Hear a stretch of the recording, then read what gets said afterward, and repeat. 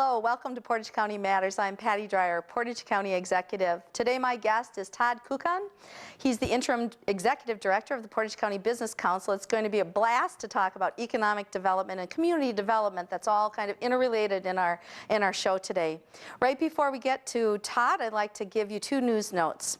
First of all, we have launched, as you might have heard in the news, we have launched in Portage County a county-wide salary study that will look at the complete compensation package, including health insurance for our employees and elected officials that direct departments. This is a really important study. We have hired McGrath Human Resources Group to do that work. I'm really excited about working with the leader of McGrath. Victoria is just fabulous to learn from already. It's a very inclusive process that we're looking at as we move through helping us ensure in Portage County government that we are attracting and retaining skilled and professional staff in order to carry out the Portage County mission. The thing that's really also important about it is that we are looking at a timeline between now and the end of the year for most of the work to be completed, so that in the new year, already being written into the 2016 budget, we will begin implementing the salary study in a phased-in approach. I don't know the details of what that looks like quite yet because we don't have the study completed, but it's, again, a really important piece, and we are out in all departments talking with staff and leadership as well as elected officials in working through the process. Budget 2016, kind of carrying on with that note, I will make my budget presentation on October 6th. I guess I was hoping it was the 16th, one of those Freudian slips. But on October 6th, that's a Tuesday. And this is a statutory requirement of a county executive, and I am excited to put together this budget for 2016. As challenging as it might be, it's always a great opportunity and honor to do the work. We are going to have available on the county website the budget book, a copy of my budget presentation for folks to begin taking a look right away that evening, and that document will be available also at the finance office where folks can stop in if you're not on the internet to be able to access online documents. If you have a question or comment that you would like to make, you're also welcome to give my office a call at 715-346-1997. And you can talk with me directly about your ideas about our budget. Remember, that's just the kickoff of a process that will include public input and a lot of deliberation, I am very sure, at the county board meeting with other elected officials weighing in and public testimony and so on. So between now and the end of the year, we will finalize that budget as we always do, and it will be balanced as it always is, and we'll carry on from there. It is, again, a great opportunity as Portage County Executive to put together this very important policy document and to move our county forward by addressing our needs and contemporary challenges while improving our quality of life as well as living within our means. You put all of those things together, and that's what makes Portage County great. So, looking forward to it, and without further ado, I would like to welcome you, Todd Kuckkahn, Executive Director on an interim status with our Portage County Business Council. Welcome to the show. Thanks, it's great to be here. Thanks for having me. I've known you before you were in the position that you're in right now, the Business Council, and I had loved meeting you, working with you from the first time I ever met you. But again, welcome and congrats on your new position. Thanks, it's been exciting. I've been, it's actually about 4 months now that I've been in the position. I've learned a great deal about our county, about government, about education, businesses, and just a great deal about economic development. So it's been a fun, exciting, and nervous experience, I guess, too. Yeah, you put some good energy on it, I've noticed. Well, it's a lot of fun, and the staff in the office are great, and Stevens Point and Plover, the whole county, it's a great community to be in. Well, tell everybody a little bit more about you, Todd Kuckkahn. Tell everybody a little bit more about the man who's in this position right now. I'll keep it very brief because it's not too exciting. Actually, I've been in the area for over 11 years now. I spent a lot of my life growing up driving through and around Stevens Point. As we went up north, my folks had a cottage up there, and enjoyed eating at the Antlers in the old days and some other spots in the area. So I stopped here often, but I've been here 11 and a half years. My kids basically have grown up here. My oldest was a freshman freshman in high school. My youngest was 4. I have 4 daughters, and so I really enjoyed the community. A lot of neat things going on for the size of the community with the university, the technical college, the Green Circle Trail, the rivers, so many natural resources and so many other things in the community that is great to be around. All right, now I remember you were working in Catholic schools Yes. as well, and appreciate that. Now, from the community development standpoint as well as economic development, maybe folks who are listening right now would like us to distinguish a little bit or to relate these two topics, if we could. And I think, you know, relating the topics is an interesting part, because it's, in some ways it's hard to take it apart. Truly. Because it's such a comprehensive, when you talk about economic development, community development, there's so many different connections to it. The Business Council focuses on 2 areas. The Chamber of Commerce is one piece, the economic development is the other piece. We're responsible for both. In economic development, we work really with businesses to help them grow, help them prosper, help them figure out ways to attract and retain employees through workforce development. So there's a lot of different issues and components to it. We have a number of events that we do to help different segments of the community, all connected again with growing our community, growing our businesses, helping people attain the jobs they need, and attracting people to our community as well. It's all about relationships, I think, when it comes down to it. When we look at strong communities, we look at the whole idea of strong relationships. Exactly, You know? and our relationship as a business council with the county is important. You're a good supporter of ours in terms of the county, the city, the villages, all of government, the state government as well, our educational, the public schools, you mentioned the Catholic schools, St. Paul Lutheran. There's just so many elements to being successful, and it's really about collaborating and getting the right people to the table, talking about the issues that are challenging us in the community and trying to figure out solutions together. That's awesome.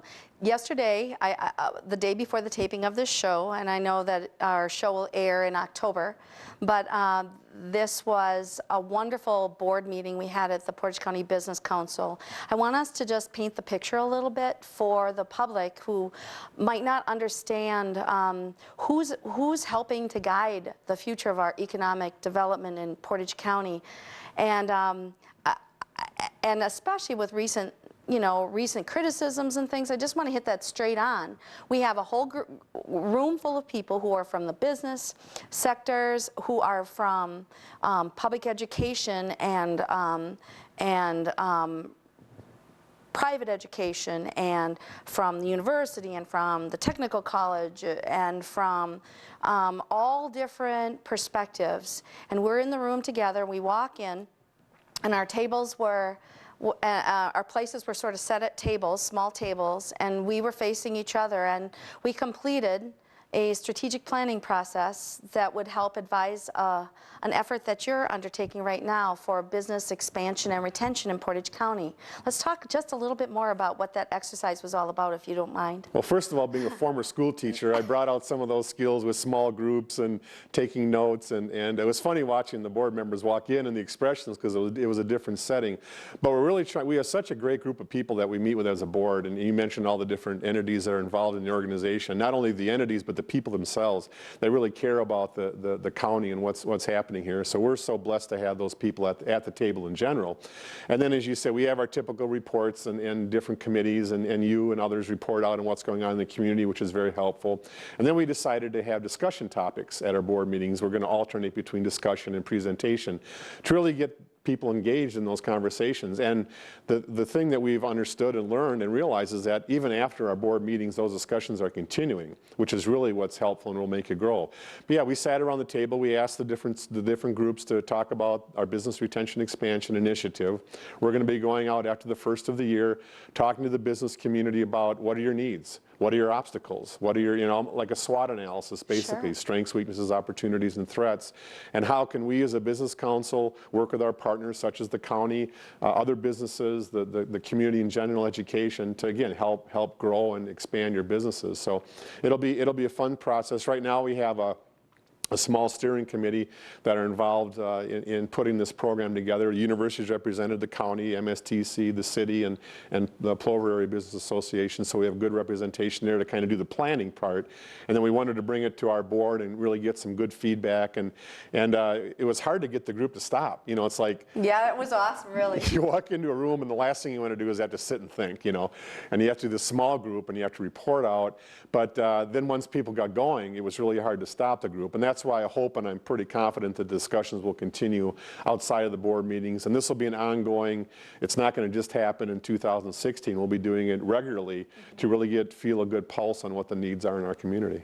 Absolutely fabulous yesterday. I had the opportunity to work with Dave Ekman, who is an economic development specialist, Yep. but also assistant to the chancellor at the university in that kind of regard. And then also I had Jeremy Pavelski, of course, from a very successful business in our community, and by that time another municipal leader had left to go to a meeting, so unfortunately we didn't have anyone else at our table. But boy, by the time we were done, and I brought the document along just because I thought it would be interesting to listeners.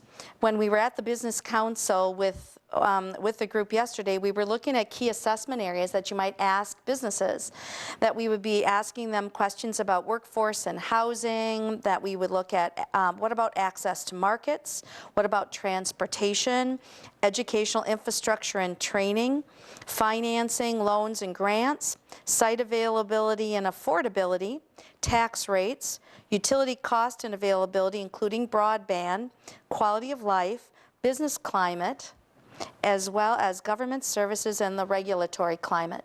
When you put all of those things together, we were asked to rank it, you know, big tall order you gave us, Todd Kuckkahn. Thank you very much. Yeah, you're welcome. But that's okay. And I know people like Jamie Gabert in my office who's assisting on this work of this group. Absolutely. That you've asked her participation. I'm just excited to lend her and her expertise to the project. But anyway, when we began to look at it, and we were supposed to try to rank what the top most important items we felt were, so that you might take that under advisement when you're finalizing the survey that you're going to use with businesses in our area, recognizing that about 80% of net new area development comes from what we call farming in the economic development arena, that is developing further those existing businesses, Right.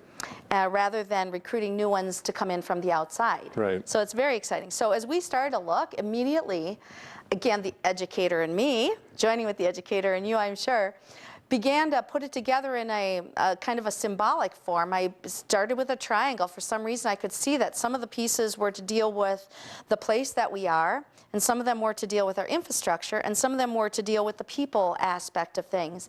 And so we just had only a few minutes to do this work, but our group immediately started to move these bands of this triangle around, and we came up with, on our triangle, place is the basic piece, and then it was infrastructure, like our transportation infrastructure and our utilities and so on, and then also at the top was the people and the labor. And when we were looking at the place piece, what we were looking at was, here's where our quality of life was, that's where our whole environment and what the site, you know, is the site right for business that you seek or that you're in, and so on and so forth. It was just really neat. But when I laid it out even further, what became very clear to me, more clear than ever before, was first of all the relationship with community development and economic development, which is really strategic goal number one for Portage County government at this time as well. But beyond that, it's what role the county has to play in all of those things. So when I looked at it, I was like, wow, okay, the regulatory environment, governmental services, pretty clear. Quality of life, Portage County government has a great deal of work around and investment in quality of life initiatives like our parks and trails. And then we're working on broadband right now in Portage County as a county-wide initiative. We've lifted that up through the Towns Association, and you attended the Towns Association on my invitation. I'm so glad that you did. So that's already beginning to move along. Tax rates, and the list goes on. Right. So anyway, with our relationship as municipalities in the county are connected to the Business Council, as well as Portage County as well as other private partners, and then all the educational and workforce partners. You put all of these things together with our tax incentive programs and grant programs like we offer through CAP, like we offer through the Workforce Development and Central Wisconsin Economic Development Group. There's so many pieces, but you get to help to bring them all under one umbrella. And I am thrilled about the progress that we are really now, in my view, starting to make, Todd. Well, it really comes down to communication. That's what happens at the board meeting. You and I have had meetings with Phil and with Jeff Schuler, with Keith Pilliger, our board president, and just all the different conversations. And that's just a small sampling of what happens. And my being involved with the broadband task force, and we just met again the other day regarding that. And there's so many moving parts of the economic development. It's not as simple as bring in that business, drop them in a park, and bring 100 employees, because there's so much else that goes along with that. And I think, as we learned yesterday, the labor force and the labor market is really a key issue in our community, and having workers available for all the employees, because there are now hiring signs all over the county for every type of sector: construction, IT, retail, food service. There's a lot of needs here, so it's a great place to be if you're looking for a position and looking for a challenging position, or if you want to move here. And that's all those things you mentioned in terms of what we're assessing are all ingredients we need to be successful with that. Absolutely. Let's talk about the workforce, the market right now. Let's talk about that. We were just on a conference call just before the taping of the show. I'm what they call a LEO, a local elected official on the North Central Wisconsin Workforce Development Board. We have so much happening. We've just completed a strategic planning effort that I had a great opportunity to participate in helping to steer along. We are moving through it big time. The bottom line is there's a workforce shortage, and I don't know that many folks who are out there in their normal walks of life are really as conscious about the fact that this is the workforce market right now. I mean, you want a job, you get to choose, so long as you come with the right kinds of credentials to be chosen, right? And so we're really working urgently, more fervently than I have experienced in all of my time here as county exec in over 5 years, on attracting and retaining workforce and trying to make our community as attractive as possible to young professionals in particular. Well, for example, I was in a meeting. We have a business education forum, again, part of this whole process we're all going through. And I believe it was Point Heating and Cooling. The gentleman stood up and they brought an intern in. They have interns in come regularly, which is a great program, and a lot of companies do that. And the kid did such a great job in a short amount of time. They offered him a job for when he graduated. I mean, that's kind of the stress, I guess, that we're under. It's not, it's alarming but not scary. But I think it's really an important thing that all of us in the community, business community, education, we do a lot of work getting our schools together with businesses and talking about the challenges on both of their sides. The business community wants the schools to do more, but the state has the schools doing more in terms of taking time to do testing. So there's all these different things that are intermingled and really are challenges for us. But it's a process that starts in kindergarten with educating kids about the opportunities that are out there. The 4-year degree is not for everybody. There are a lot of great options, other great education options, other great job and employment opportunities. So understanding and realize that and trying to get that message out to the community is important. Well, even if I look at the board meeting again for the Portage County Business Council yesterday, and for everybody who's out there listening, we're talking with Todd Kuckkahn from the Portage County Business Council. He's the interim executive director. They're talking about the new fire science program. We're not only talking about jobs, white collar jobs or blue collar jobs in all different kinds of places, but we're talking about servants to our community in its core public safety missions and so on and so forth. So that was interesting. What did they say? How many retirements are we expecting even in our region's fire corps over the next short term? I thought they said 40 maybe. Yeah, it was at least that many. Yeah. And so they're lifting up a program to get more people into fire service right now, so we can go ahead and make sure that we've got the kinds of people protecting our community that we need. with retirement and our senior, our aging population, with the baby boomers, about a third of our employment force could change over very soon. And so it's critically important, absolutely. And that's one good example of it. Yeah, at the table that I was at one more time, when I remember one of the folks saying that they had just hired, I thought it was 7 IT individuals for their company, and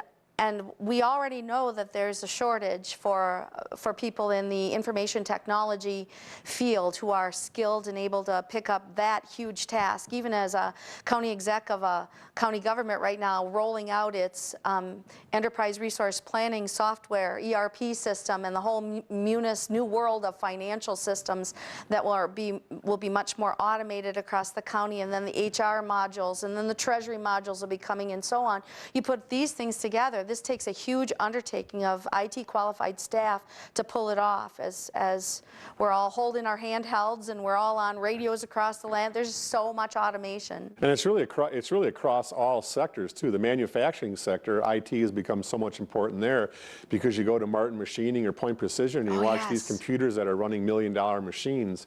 It's not the traditional dark, kind of dirty atmosphere in manufacturing. Manufacturing has become so much more scientific. You mentioned agriculture before. Yes. Basically, you can have tractors without riders in them because they're all computerized based on GPS, watering and fertilizing and planting the crop. So IT is really an important element, and there are a lot of opportunities to get those types of degrees. Right, and even just following on that one for a minute, not to mention that some farmers ask me to jump in a piece of equipment to go ahead and ride along with the equipment that drives itself. I haven't quite gotten enough courage to think that I wanted to do that quite yet if I didn't have someone else with me in that vehicle. But the remote sensors also for soil moisture testing across the fields are really important as we look at our high cap wells and water conservation and so on, how farmers need to have uniformly moist or dry, whatever the condition is that they're looking for various crops. They need a uniform condition across the field so that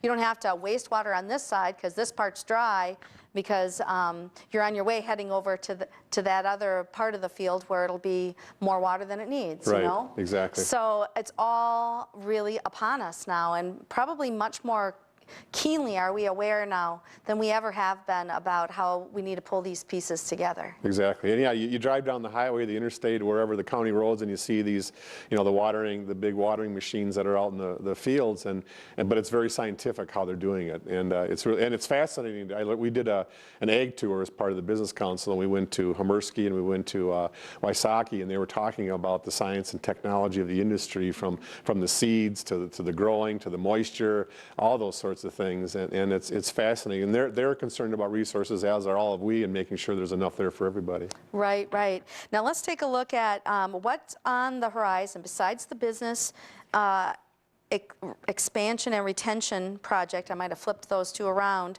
for the Business Council with other businesses to gather the data. Then what do you plan to do with it as we look to the future? And then what are the other projects that you're looking at even around that? Sure. Well, the BREs, the acronym, those will take place probably the first quarter, the first half of 2016. All the data we're going to gather the data confidentially, but we'll share the data in an aggregate form. So we won't mention particular business or person, but we'll mention, we'll talk about it.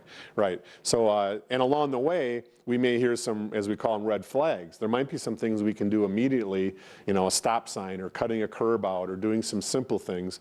But the bigger projects, we'll have a report probably late spring, that we'll share with everybody, the community, with the county, with the villages, cities, and all those areas, and then look at how can we best address those challenges and address those needs. And some, again, there'll be some short-term, some mid-term, some long-term. Resources, of course, will be a factor in that, but it'll be a way we can share it publicly, the work that we've done, and let everybody get behind it. And there'll be some, again, not scary things, but there'll be some alarming things that we'll need to address and get taken care of. Help us prioritize.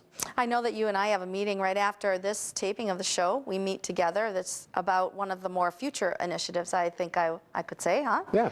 We're both meeting with the Arts Alliance, and it's going to get a new name, Create Portage County. I'm looking forward to the full transition to that new name, because of course we're dealing with the creative economy, and that is the entrepreneurial, the art, the design even like architectural design kind of aspect of our community, which is all about creators and people who are innovators of a whole different nature. And anyway, we're going to be talking about the Idea Center.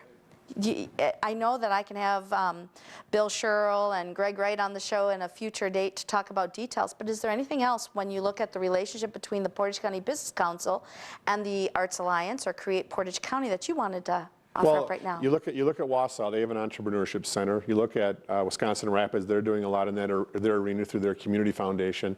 And you talk about place being the base of your triangle. Part of placemaking is having opportunities for millennials to really get engaged in what they're interested in. And they're working in the technology area, entrepreneurship, and having opportunities. They might not have the resources to set up an office.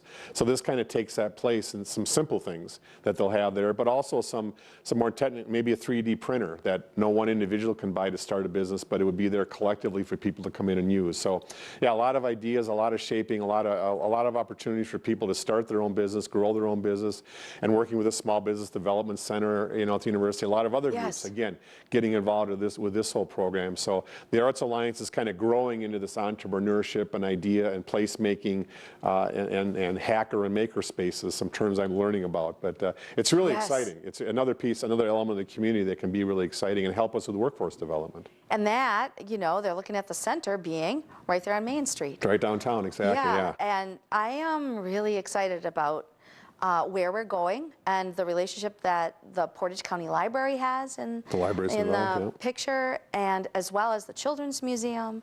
And then when I think about all of our 27 municipalities in Portage County, not just the city or the village of Plover, not just the metro areas, I think about entrepreneurial opportunities, that's probably one of the waves of the future, so long as we can help them take care of broadband and connectivity issues out in the rural hinterlands, I always call it. More folks could have home-based businesses then, and that would help us really boost our economy without having to always think that you've got to have a bricks and mortar scenario, because you don't. Right. And the majority of our businesses are 1 to 5, 1 to 10 employees, a very small size, and maybe a little promotion for those businesses too. Small Business Saturday is going to be coming up in November 28th, part of the whole Black Friday, and so they promote small businesses, so hopefully people will get out and support the many small businesses in our community with that too, but they're all an important part of the economy, those startup and new businesses. Super. That's just a great time. Little promo there. Yeah, right. Well, all right. So we're going to wrap the show up in just a couple of minutes here, and I just wonder, are there any other things that you would like us to talk about, highlight, related to the Portage County Business Council? Well, I appreciate the time. I think the other initiative that we're doing from our chamber side, we've been focusing a lot on economic development, but we're changing our membership model. Our membership model now is you have so many employees times so much money, that's your membership. Well, we're going to turn to a more value-based membership model where businesses kind of select how they want to be engaged, and I think it'll bring a lot more. And it'll also help us with our economic development too, because through those conversations we'll find out more about the needs in terms of programming and education. Leadership Portage County continues to be strong. I know that I very much support our leadership in our county departments to participate. That really gets them connected with lots more individuals and with a whole sense of the whole picture of Portage County by the time all is said and done in that particular training program. It's a great way to immerse yourself in the community, find out all the different sectors we've talked about, and helps in training future leaders in different organizations across. We have about 20 people involved in that, so it's a great opportunity for leadership development, yes. And the alumni are just thrilled about it as well. I know that I've had the opportunity to participate in a number of different graduation kinds of activities to celebrate, and also through their service projects, which really make a big difference in Portage County. I think the skate park is one example of one of the projects that had begun through Portage County leadership. It's not just a bunch of people sitting in a room. They're active. They're trying to figure out projects and things that they can do to help make us an even better community. Yeah, and really develop servant leaders here, because that's exactly what we need at our heart. I know you are one of those servant leaders. Nice tie-in, Patty Dreier. Yeah. Anyway, Todd, thank you so much for what you're doing in your capacity as a leader in our community and at the Portage County Business Council. I'm going to look forward to continuing to work with you and moving this whole community development, economic development effort together. Well, thank you for having me, and forward. thank you for your kind words. I appreciate it. It's fun working with the county and with you. All right, wonderful. It's great to have you here with us with Portage County Matters today. Next month, I'm hoping to have, well, let's say, a guest that might be able to help us get a bigger picture of our 27 municipalities in Portage County, especially through the Towns Association eyes. We'll see if Mike Pagel will be able to join us. Thank you.